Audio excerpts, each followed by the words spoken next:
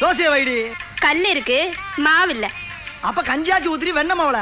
ஊறுகாய் இருக்கு, கஞ்சி இல்ல. ஏய், கஞ்சியே இல்லையா எங்களுக்கு?